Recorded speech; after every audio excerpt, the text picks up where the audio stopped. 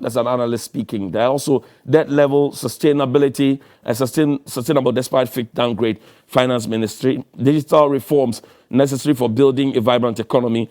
Afri Bank assures SMEs of support, launches the IATF 2023. My guest this morning, the Honorable Alhaji Alasan Suhini. He is the Member of Parliament for the Tamale North constituency.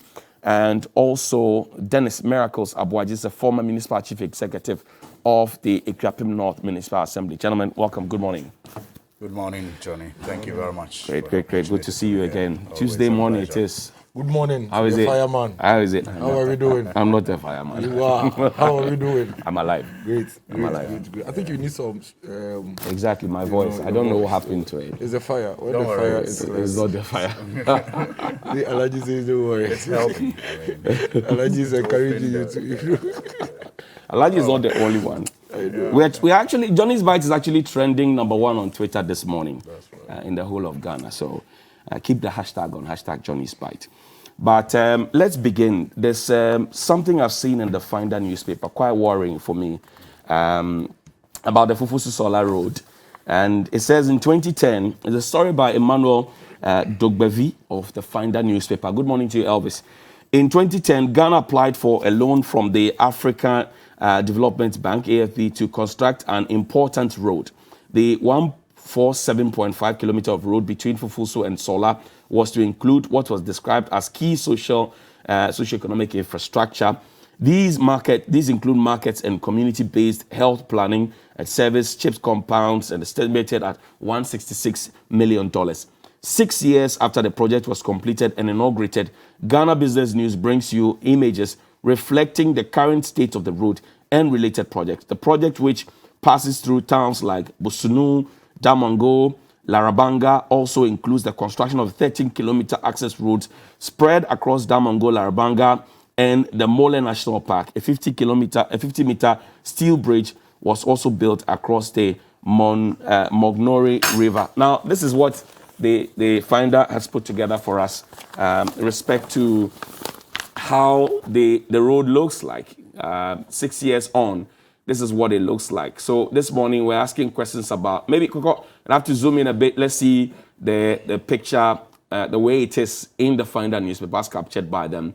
And then we will get the detail in the conversation that will follow with my panelists this morning. So this is it on your screens right now, what it looks like. And you would find a lot more of these across the country, roads that are done 2, 3 years, 4, 5, 6 years.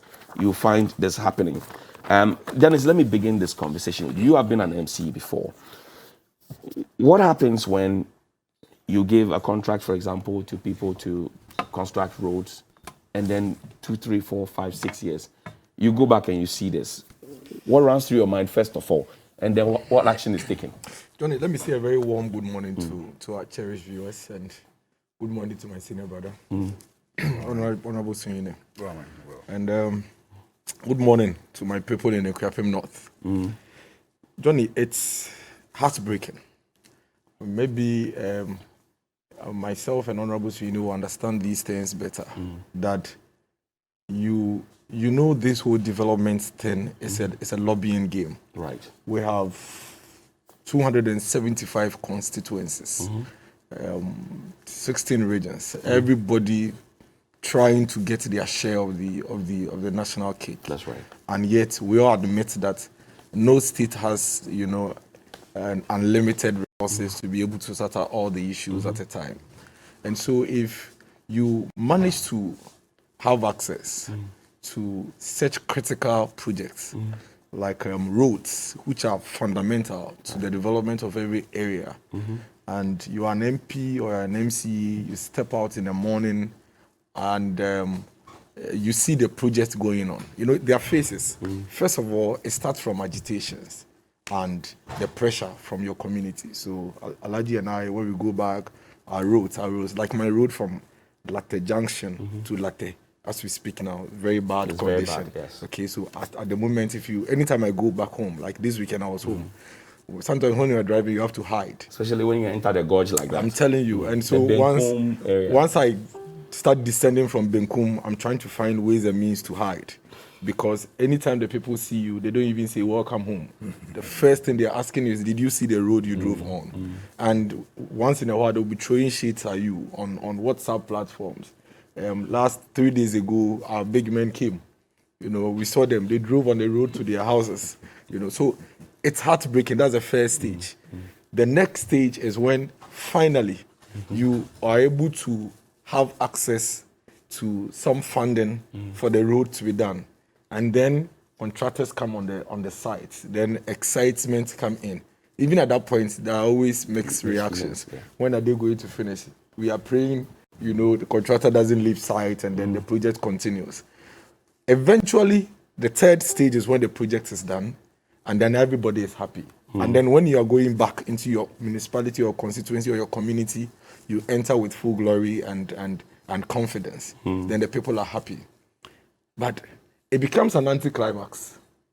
When in your lifetime, you go back to the same community, and the project that you probably had to go through all these difficult phases and, you know, go to the peak, okay, it's gone bad. That situation is even worse than the point when you had not done it. The shoddy work done. And I can tell you, it's not only about roads. All other projects that you lead, schools, hospitals, chips compounds, markets, you would wish you never even initiated a project in the first place. Because then the allegation just moves on from you're not doing anything to complete incompetence. You are accused directly. But then there are engineers, there are supervisors. I know, for example, for roads, you bring your aggregates, it's tested and all of that. People come and inspect the road as it's being constructed and all of that. GRA even comes in to do an audit at some point. They check the depth. So if we do all these things, we have all these processes, why would we have something like this? The back stops with you. I mean, Alaji and I were discussing this in a few minutes. Ultimately, my Ebusua Penny in Latte doesn't know any engineer. He knows the MC, he knows the MP, he knows the president. You are the ones we requested for the project from, and you brought it to us. So if the project has gone bad in 6 years, then it's your fault. But then let's come back to the point you're making. There are two categories of people that we need to begin to set our lights on. Who are the these? Contractors and the service providers to the states, and then the civil servants who are responsible with the technical know-how. I am an MC, but I'm not a road engineer. So when I am going on a road inspection, or even when we are designing a road, it is the engineer who go and do the feasibility study, determine the depth of, you know, filling for the road, the size of culverts, the size of drains, whether it should be covered or it should be open and all of that. And then the quality of even concrete works and mixtures and all of that. Now, the engineer is the one who goes to the site even during the process of construction to make sure that everything is done. And this is how it's done. When the contractor does the work and he raises a certificate, the chief executive, the director, the urban roads, the minister doesn't just get up and approve for payment. It is the engineers and then the directors who bring memos to the minister and say, this road at Fufuso, what's the name of the place? Fufuso Solar has been done and completed. And according to the contract agreement that we have with the contractor, he's actually met all the indicators, and so it's qualified to be paid. And they have the certificate. Without the engineer's approval, there is no way any contractor will be paid. And usually the certificates are not even generated by the it is the engineers who generate the certificate, sign it off before the ministers, you know, approve. I find it very heartbreaking. I'm just reading the story. $166 million.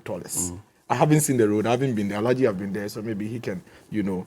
But I have seen some of the attached projects, and they are equally very bad condition. I'm just looking at the market. You know, that project is an AFDB loan. Exactly. And so it came with other, you know, projects, chips, compounds, and markets. And they are all in very bad, deplorable condition. In fact, the market is completely abandoned. The market is not being used, it's abandoned. And then the chips compound, I think that is being used by in a very, very deplorable state. So there are two parts of this conversation. The other part is the service providers to the state need to begin to hold them accountable and responsible. That's right. First of all, what was the time lifespan of the road as expected of the contractor? That was in the contract. Usually we have something we call retention. And so even at the municipal level with our school buildings and all, if we give you a contract of 200,000 and you put up the building, even when you complete, we hold some percentage of it, Right. 5%, 10%. Some guarantee of the Yes, sort. and then we say that you can only apply for this money, but I can only qualify for it after 6 months, 7 months, based on what the contract. And so after 6 months, when you apply, the engineers will go back to the site and check for defects and make sure everything is intact. If there are defects, will be surcharge, or you'll be asked to fix them before payment is made to you. The questions to these things are: do we have such clauses in the contract to the point that if the lifespan, the expected lifespan of this road was 6 years, at this point, can we call the contractor back and say that the road is gone bad? Come and fix it. If there's something like that, I don't think we should bother. But if there's nothing like then the contractor, the engineers who supervise this work must be called quickly to answer to this. Because no matter the circumstance, no matter the situation, I don't think $166 million project should be tolerated. Now, you apply that road, you know that area. Look at the Temamoto Way, for example. The Temamoto Way, according to some engineer friends of mine, has even expired because it was supposed to have lasted for 50 years. But we still see it. Many other roads. Why is it that these days when we initiate projects, it doesn't seem to last? The quality of what we do doesn't seem to last. Why?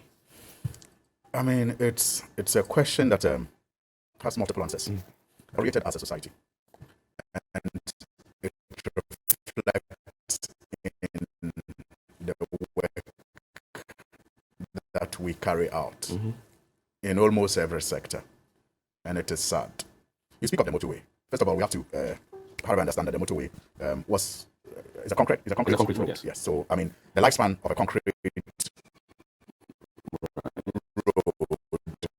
is different from the lifespan of either asphalt or bitumen. But it is true. In fact, when I talk of the society deteriorating, I am reminded of a conversation I had with a grand uncle of mine who is late now, who took pride at the time, about, I think, over a decade ago, was when this conversation took place. And at the time, he was very proudly telling me of how he was, one of the laborers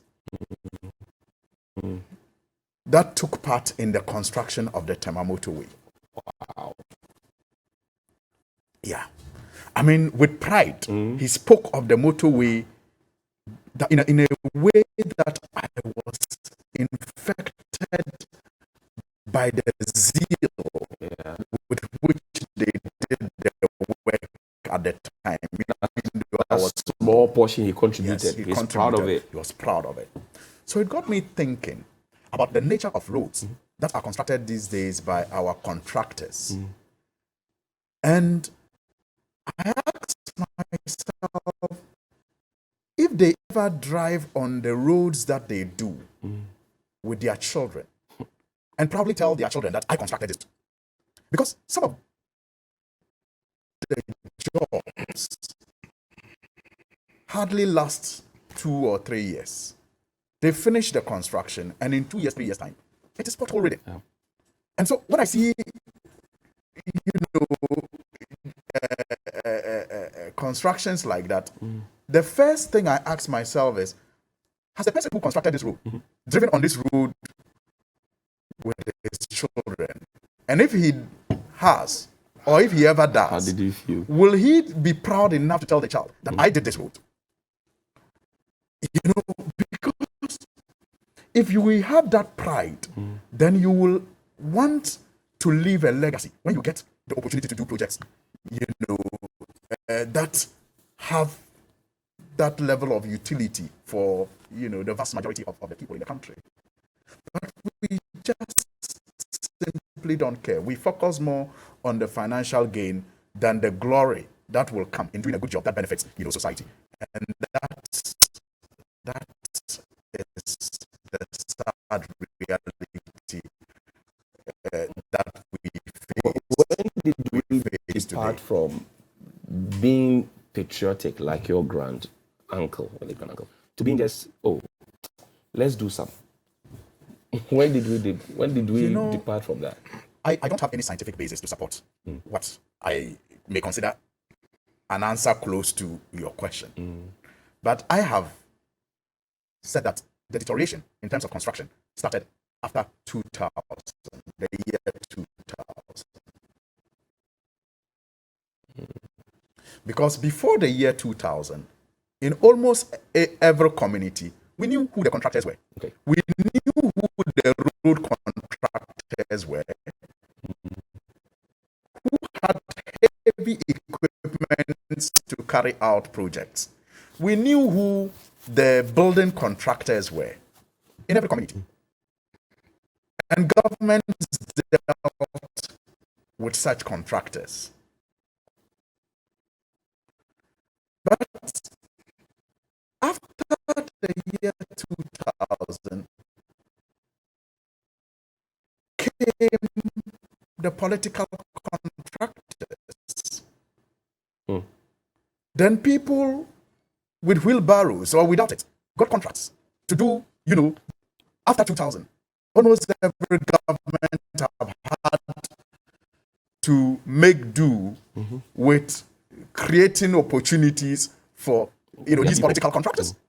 So I dare say that the deterioration may have started much earlier, but in my view, it got worse after 2000 when we started getting the notion that because you support a party to come into power, they must necessarily get a contract, whether you have the capacity to execute it or not. But you see,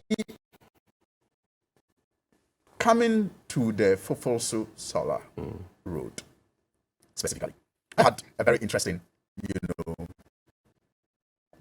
vacation with my family. And we took a road trip, spent about 3 to 4 days, 5 days on the road. Local tourism. Yes, from Accra to the north. And so we spent some time at Mole. And so we used that road, the Fofolso Solar Road. And first of all, let's understand that this road was done 6 years ago. And we talk about the lifespan of roads. A bitumen road, we are told, it's impacted by a number of factors. For example, the climate, the intensity of traffic on it, the maintenance, and all of that. But even without all of it, it's supposed to last between 15 to 20 years. In fact, it's 15 years. But we are told that if you have maintenance, especially after 7 years, you can extend it to 20 years. So if it was done 6 years ago, naturally, if we want the lifespan of that road to go beyond 15 years, we should be seeing some, major maintenance, proper maintenance now. So it doesn't come to me as a big surprise that, there is perhaps, this report is perhaps to draw attention to the need for the maintenance to be done. But as someone who used that road, I don't think these pictures we see are quite a reflection of how bad the road was, because it wasn't that widespread. But indeed, I saw portions of the road that seemed like the bitumen were taken off. Right. It's shown. Yes. It was. Yeah. I don't think that it is a deterioration, or maybe there was a deterioration, but the maintenance department of maybe highways decided to take off that bitumen and maybe enhance it, but have left it there. In my interactions with the people around those communities, I found out that that situation has been the case for like 3 years now, 2 to 3 years. Okay. So deliberately, those portions were taken off for whatever reason I can't tell. But I want to believe that they were washed away. Yeah, they were washed away or perhaps just creeped away by experts. I want to believe that it was done for purposes of maintenance. But I think after they did that, they have not really done the necessary work on it. So you see those portions, about 3 or 4 portions, taken off like that before you get to Mole. So I will want to urge the maintenance unit of the highways or whoever is responsible for that road to take maintenance of that road seriously now, because we are told that after 6 to 7 years, if you maintain it, you can prolong the lifespan of the road. But if you don't do proper maintenance, it will be unfair to blame the contractor in this case. We have seen what the Temamoto way looks like, and how well it has served us. I remember that Vice President Bawumia promised that we're going to have. So we have done the year of roads, the second year of roads. This year is another year of roads, I'm told. Now, should we be opting for concrete roads? Agreeing with the Vice President what he said. Should we be opting for that? In fact, we started doing concrete roads even before the Vice President spoke about it. I mean, the Temamoto way is an example. The road leading to the ports. I mean, the port hospital. Right. These were roads started even before the NDC. I mean, the NPP came into power, because it was to link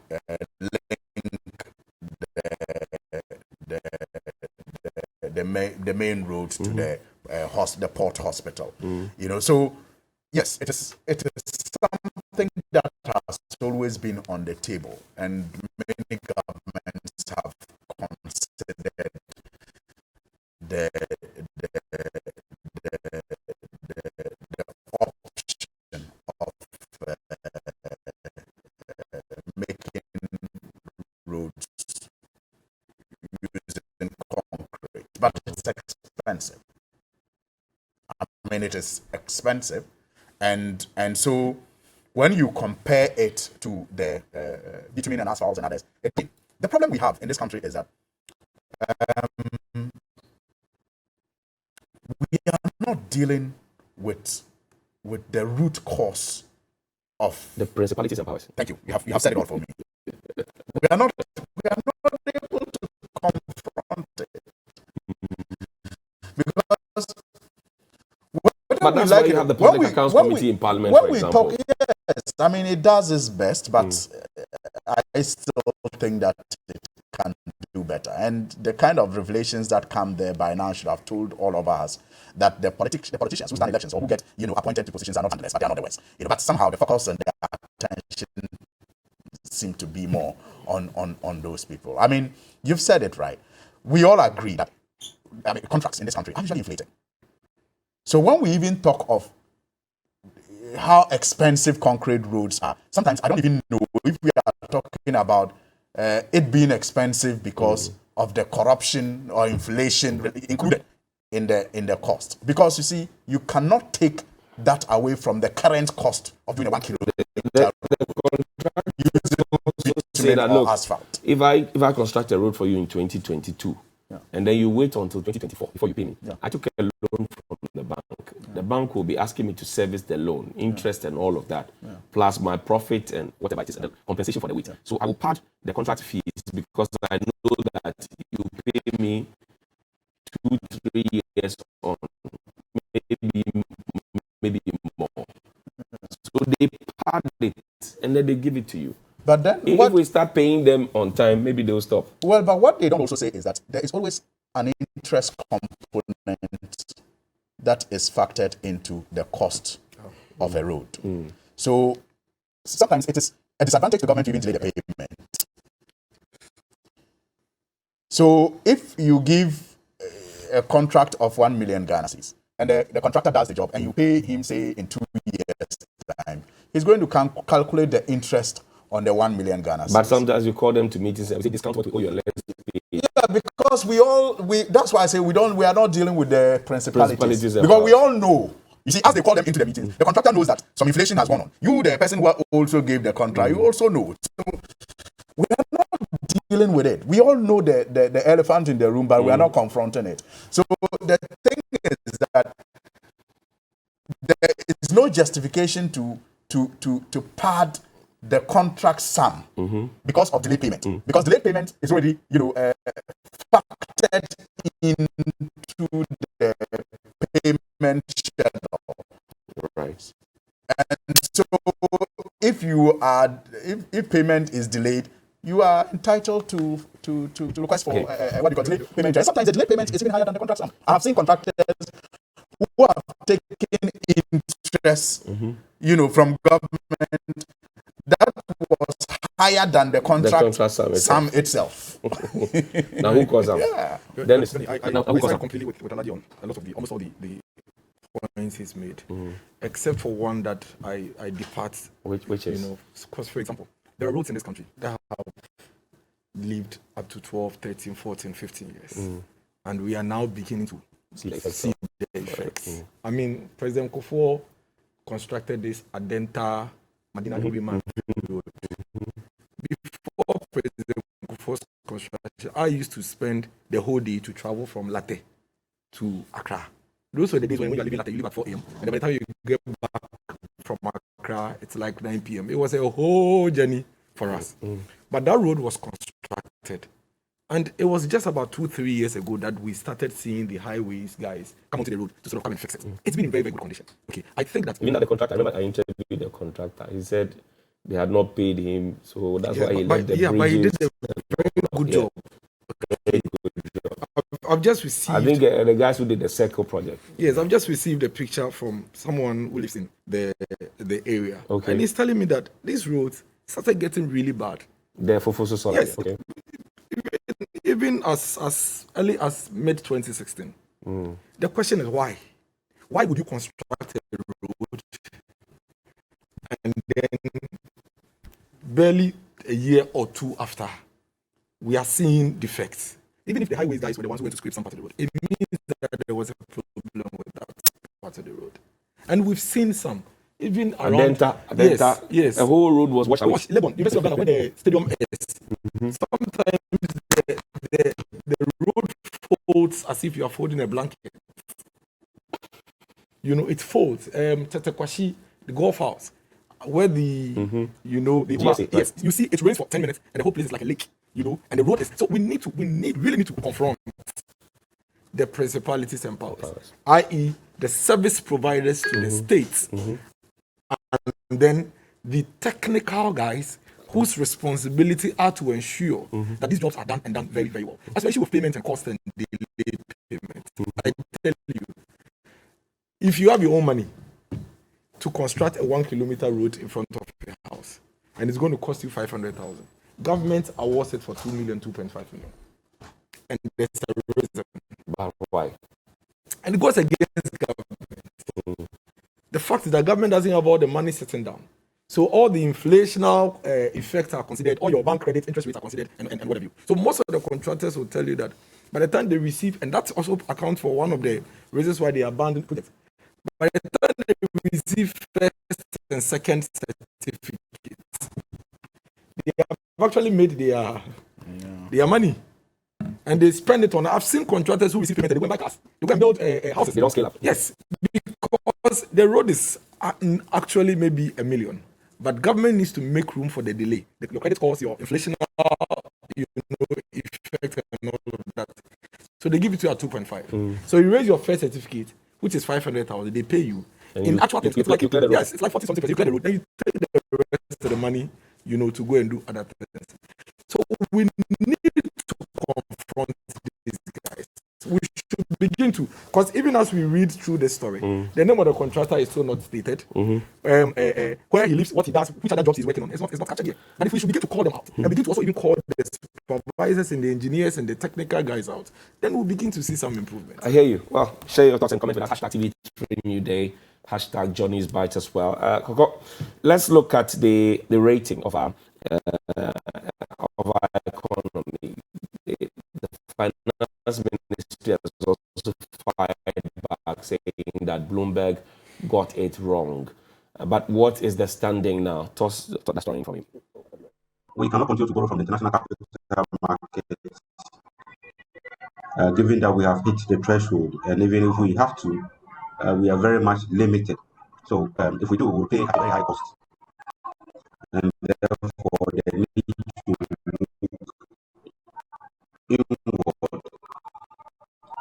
inward in the sense that we can raise money from the domestic market as well as raise more domestic revenue through tax and non-tax measures, through property rates, state-owned enterprises, and many other areas where we have not been very efficient in raising revenue. This is not a time to raise or increase the tax rate or introduce new taxes. This is rather an opportunity for us to make our tax system more efficient. Government can also borrow from the banking system. It may crowd out the private sector, but not to the extent that it would have done pre the banking sector reforms.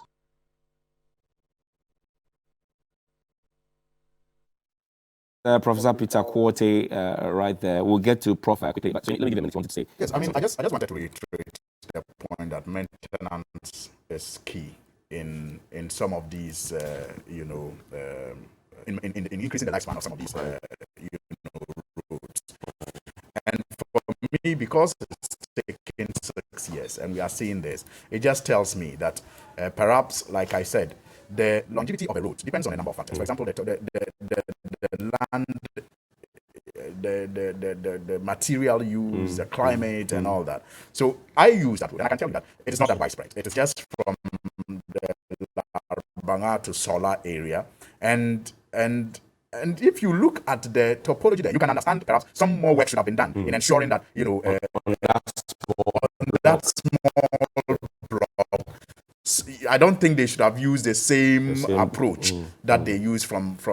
I saw something like that. The road leading to Bolu. Yeah. Dr. Liman's hometown. You know, the road gets it depresses. You know, so I'm saying that some of these things we have to check it, and that is where perhaps I agree with him when he says that the technical people, and we should be finding out who are those who for payments to be made, because they should know that because of the nature of that terrain, some more work is required to be done. Don't you bring these things upon yourself, because when you take the microphone, then you make the promises. Well, no, but Johnny, if you promise to do a road like the NDC did to fix the solar road, and then go and get the funding for it and award the contract, it is now left to the contractor and the technical people to do the good job. But you're going to collect the funds. Well, once the road is done, you will definitely take the capacity. You see, let us also the general concern that we have to address. With the general concern we have to address is the shoddy nature of work that is done. I've talked about the political contractors.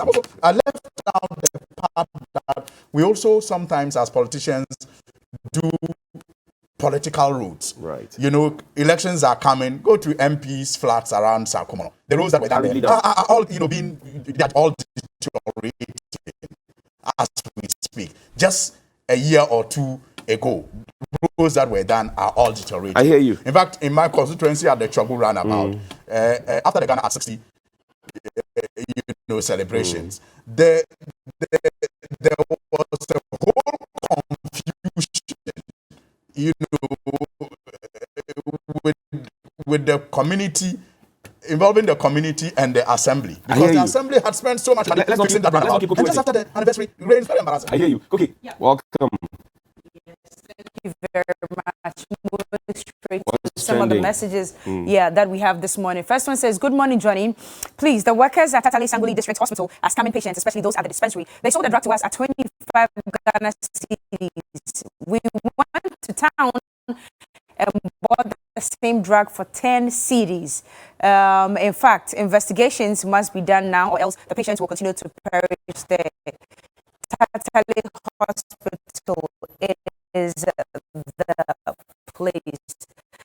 The hardships we are going through should be blamed on the accomplices, collaborators, corrupt and other evil elements who conspired to ensure that this government was retained. Sent in that one. Next one says, good morning, TV3. 3 years now, and over 800 qualified physician assistants have not been posted yet.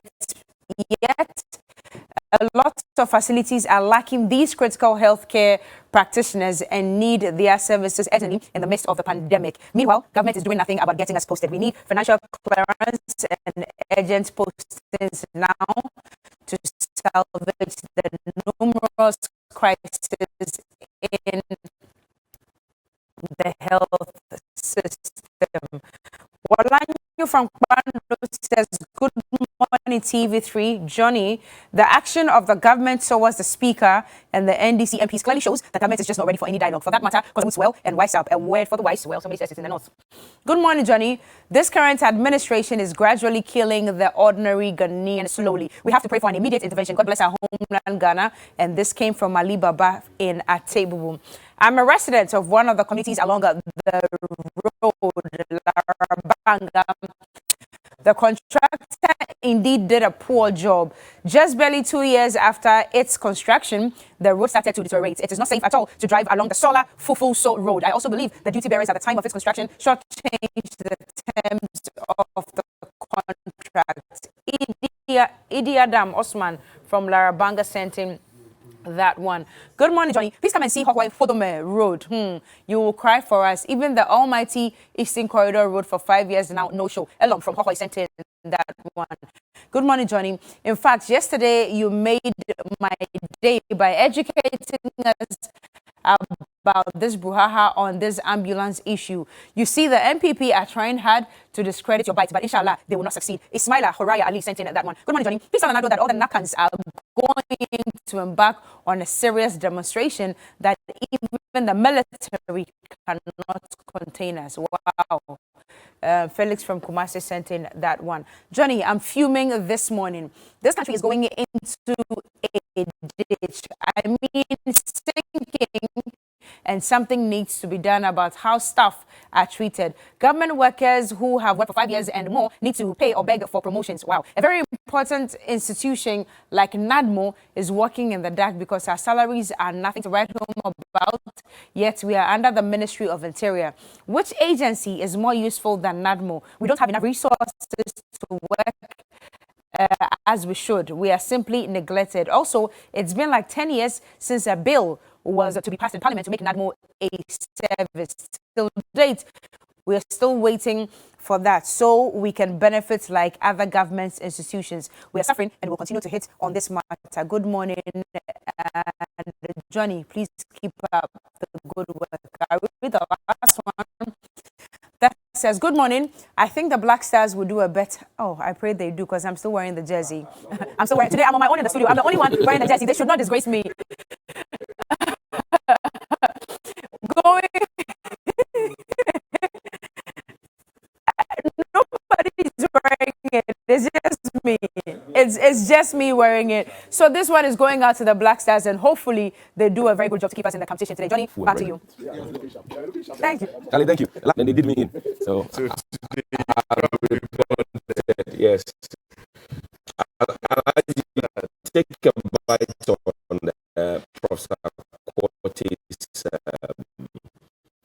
view of Bloomberg rating. The finance ministry says Bloomberg did not get it entirely right. But Professor Quarte is advising, let's not go out and borrow. Let's try and borrow from within. But again, I think in 2021, and he's repeating it for the third time. What's on your mind? Well, the government is in a quicksand. How? I mean, the more they struggle, the more they sink. They have their backs against the wall. Because others have also cautioned that borrowing from the domestic market is going to crowd out the private sector. That's right.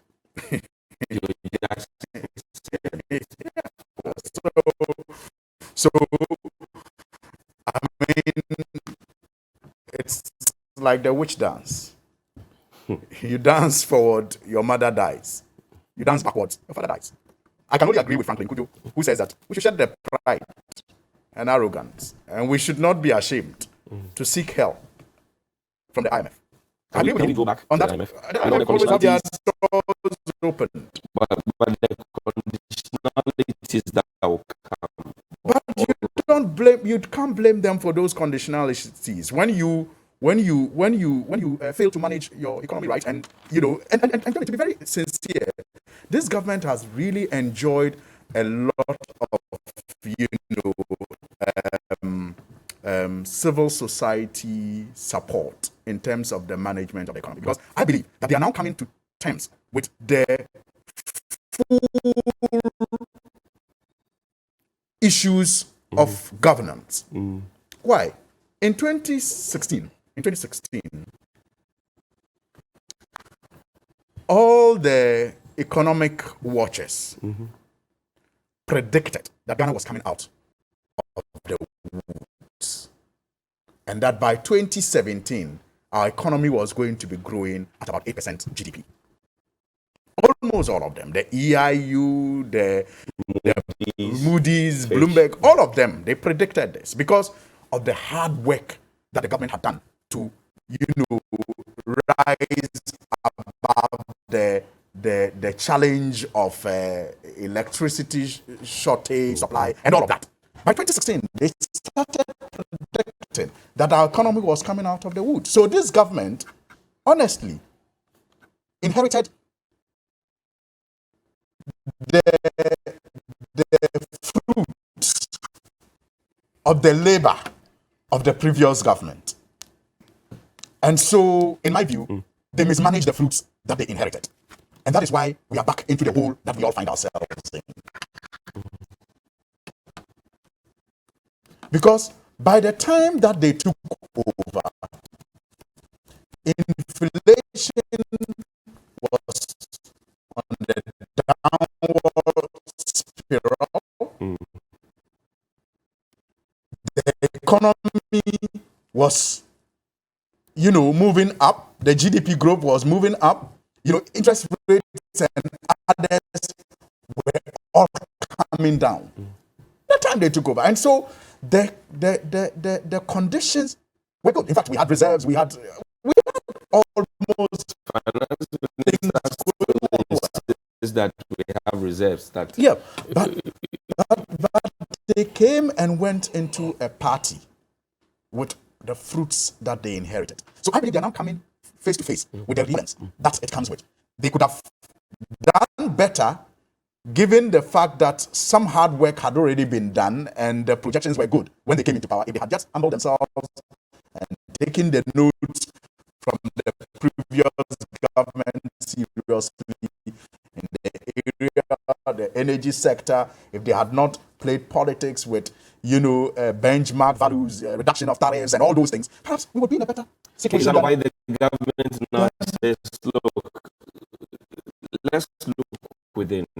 We can generate something from the e-levy to sort it out, because this budget is heavily hinged on what we can make from e-levy. I mean, Youth Bank, for example, or YouStart, all of those ones. Why many people are apprehensive when it comes to the e-levy? And you listen to the experts. They have said, shelve it and let's have a stakeholder engagement. Many people, all the stakeholders have said that it may be a way to go, but let's have stakeholder consultations. Can we wait? Because if you look but if we do not wait, it's crash. If we do not wait, and if it has to be done, then we have to wait and do it right. Otherwise, it will be like pouring water in a basket. Because clearly, this government have had more revenue than any other government in our history.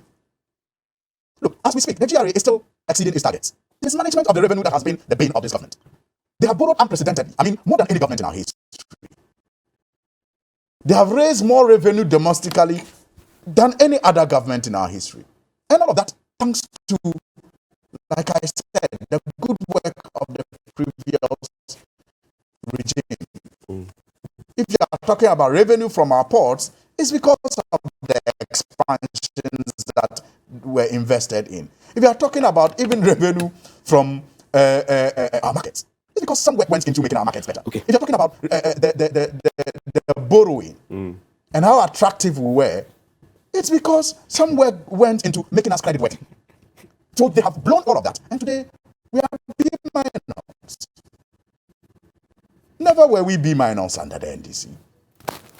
They were B minus. But last year we were not B minus. Last year we were B, right?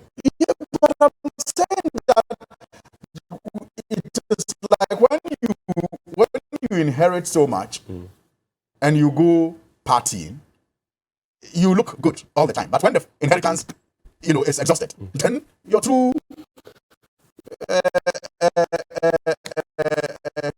capacity, I hear you, comes to the fore. Thank you. Then it's step in for me. So the finance minister seems to be rejecting all the verdict. He says Bloomberg got it wrong. I remember a few weeks ago, Mr. Kwame Pini, founding member of the NPP and also a very respected economist, that said that Mr. Foriata is the worst manager of our economy, and that literally he's running us down. He rejected that as well. Nearly everybody who says that he is not getting something right, he rejects it. But the figures are showing otherwise. Suhindi says we should perhaps shed off the what word did you use? Shed off the pride and come to the table and say, look, we have hit a snag, and this is where we want to go. Should the finance minister take? Remember the homegrown solutions, right? When the country after sending allow him.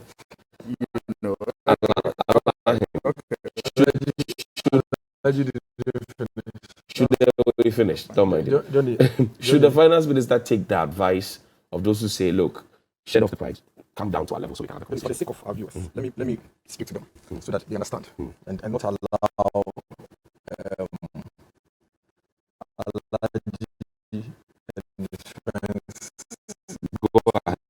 Go ahead.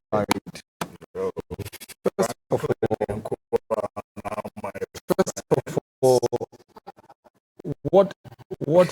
what is the goodie that the MPP inherited that we have spots? Which party did we go to? We went to party. Did we go to party with teachers and nurses allowances cancelled, and so the poor is unable to send their children to go to training colleges, nurses and teacher training colleges? Did we go to party with a completely collapsed, highly indebted national health insurance scheme? Did we go to party with an economy where we had an unemployed graduate association? Is that what we went to party with? Did we go to party with an economy where interest rates for business were so high, skyrocketing? Did we go to party with that? I think that, for me, the summary of all the discussions that is going on between Bloomberg and all the civil society organizations, for me as a Ghanaian, and the Ghanaian watching me, boils down to the things that affect us. NPP came into power with an economy that had already run to the IMF for a bailout, with a freeze on most of the public sector employment, with private sector crumbling because they are unable to even get the required energy to be able to function. And so workers were laid off, production was cut down, companies were folded up in Tema and in Takrady and this country. That is the economy that we went to party with. It is complete dishonesty, it is insincerity for anybody to even try to compare where we are now to where we found ourselves in 2016 and say that it was better than now. We have made. Are you saying we are better now? Yes. Than we were comparatively. Thank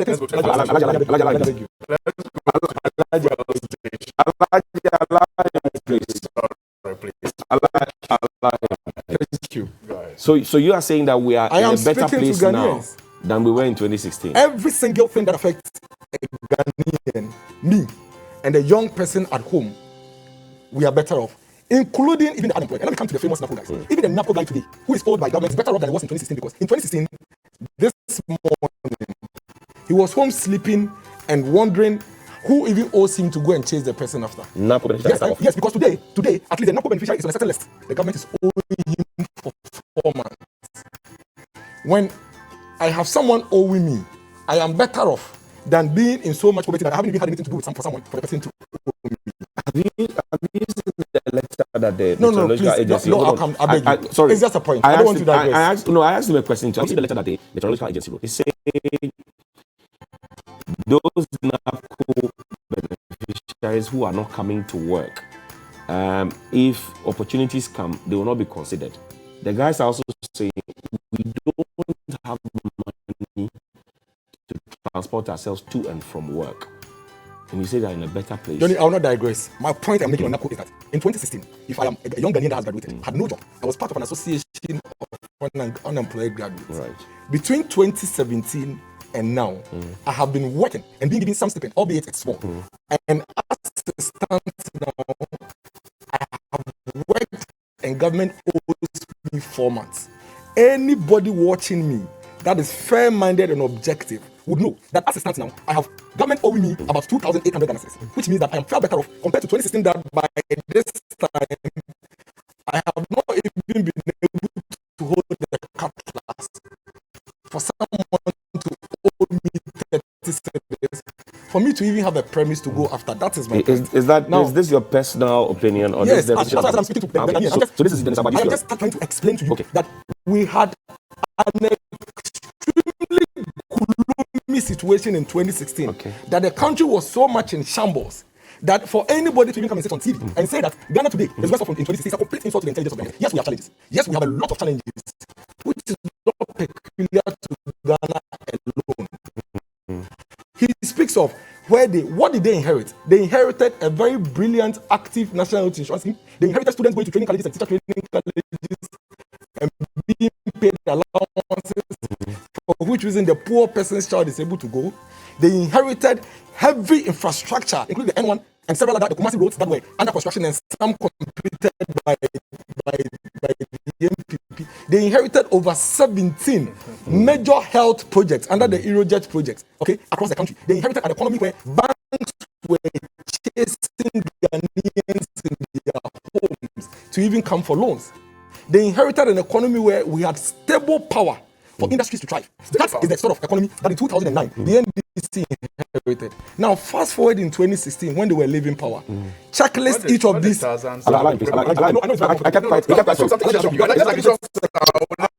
okay.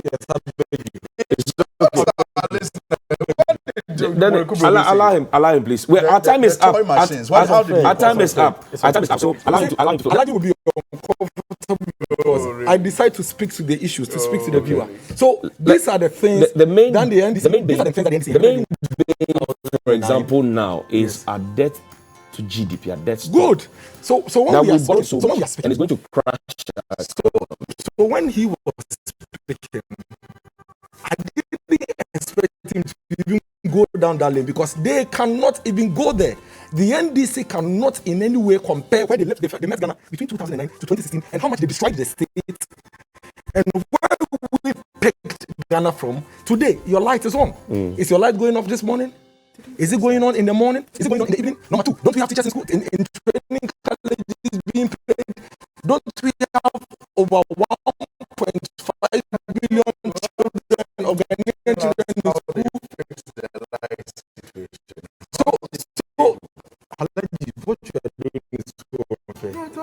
I know you're uncomfortable, but let me speak. How did you fix that? There is absolutely nothing wrong with borrowing. But we have done more roads than the NDC. Facts and figures, you can't run away from that. We have built more schools, more infrastructure in the senior high schools and basic schools than the NDC. Wow. We have actually completed more health facilities that were left as far back as 2008. I have it here. If you give me time, let's talk for you. Our time is finished. Good. We have done more health facilities than the NDC. We have done a lot more infrastructure, invested in the people a lot more than the NDC. We have supported private sector with millions of Ghana cedis to build factories across the country. So why are we not getting the dividends? Why are people still complaining? Of course, because the challenges that we met were so enormous. So if you met 1 million after 5 years, you are still shifting. No, I'm not shifting. The point I'm making. Yes. The point I'm making is that we met so much challenges that have been for 8 years. We have made progress. When are you projecting to finish fixing the challenges so that you can launch? I think that by the time we get to 2024 November, a lot of these challenges that are created in 8 years will have been fixed. 80% of the things that we have indicated we'll do within 4 years. You understand? Okay. 78% of the things that we had indicated we'll do in 4 years. The fact remains that these indicators that affect the Ghanaian watching us this morning, that I have told you, are real. And these are the things that the MPP came to meet and have fixed. Okay. And things that the NDC came to meet and mess it up. If I am analyzing the economy in Latte Abejede, those are the things I am looking at. Have you seen the price of fuel? Have you seen the price of fuel? If the government Have you seen the price of fuel this morning? Let me make a Have you seen the price of fuel? Star is 6.4. I bought mine from Star. So we should all go to Star. No. I'm just telling you. I bought mine at Star 6.4. Okay. The point I'm making is that if you want to know what government has done with borrowing,